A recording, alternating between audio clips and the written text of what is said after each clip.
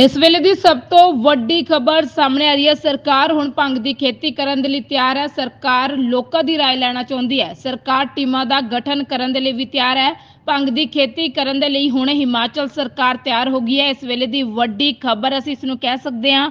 हिमाचल के मुख मंत्री सुक्खू का कहना है कि सूबे दे विच भंग की खेती करने के लिए विचार चर्चा जिहड़ी की जा रही है अते लोकां दी राय तो बाद सरकार खेती करने के लिए जो भी प्लान होगा उस पर काम करेगी।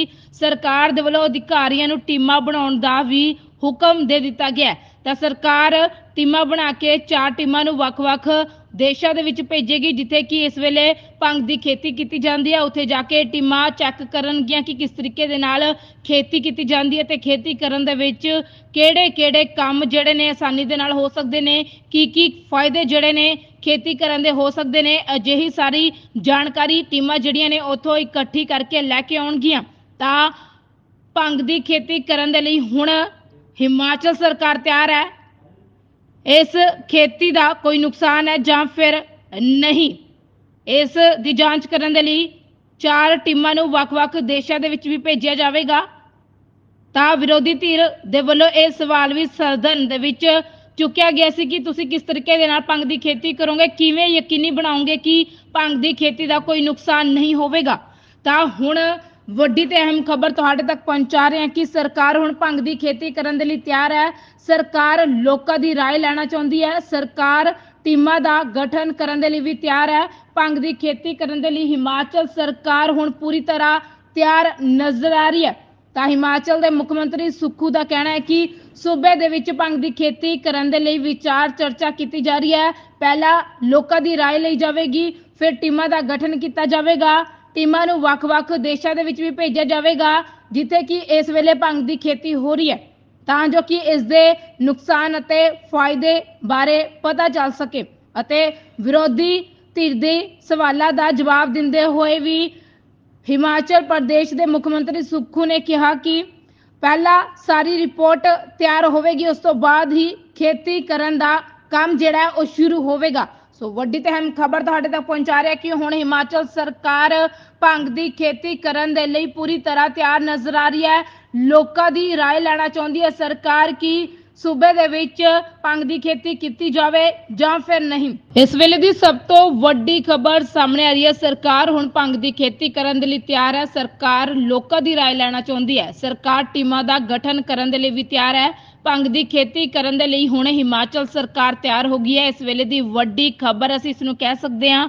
हिमाचल के मुख मंत्री सुक्खू का कहना है कि सूबे दे विच भंग की खेती करने के लिए विचार चर्चा जिहड़ी की जा रही है अते लोकां दी राय तो बाद सरकार खेती करने के लिए जो भी प्लान होगा उस पर काम करेगी।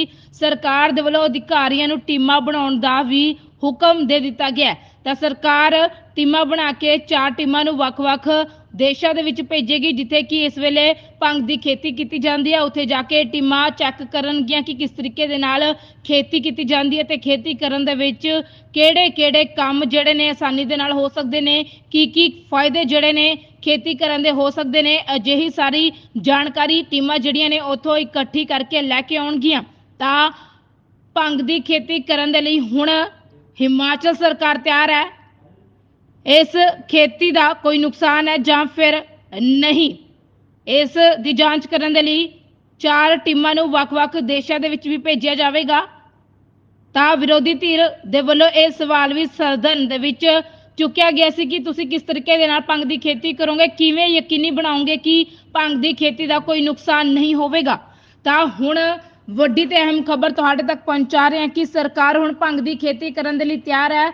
सरकार लोकां दी राय लेना चाहती है। सरकार टीमां का गठन करने के लिए भी तैयार है। भंग की खेती करने के लिए हिमाचल सरकार हुण पूरी तरह तैयार नजर आ रही है। तो हिमाचल के मुख मंत्री सुक्खू का कहना है कि सूबे दे विच भंग की खेती करने के लिए विचार चर्चा की जा रही है। पहला लोकां दी राय ली जाएगी, फिर टीमां का गठन किया जाएगा। टीमां नूं वख-वख देशों के विच भी भेजा जाएगा जिथे कि इस वेले भंग की खेती हो रही है, तां जो कि इस दे नुकसान अते फायदे बारे पता चल सके।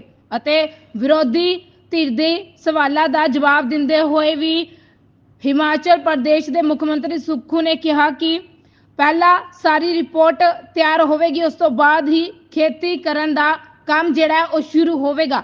ਸੋ ਵੱਡੀ ਤੇ ਅਹਿਮ ਖਬਰ ਤੁਹਾਡੇ ਤੱਕ ਪਹੁੰਚਾ ਰਿਹਾ ਕਿ ਹੁਣ ਹਿਮਾਚਲ ਸਰਕਾਰ ਭੰਗ ਦੀ ਖੇਤੀ ਕਰਨ ਦੇ ਲਈ ਪੂਰੀ ਤਰ੍ਹਾਂ ਤਿਆਰ ਨਜ਼ਰ ਆ ਰਹੀ ਹੈ।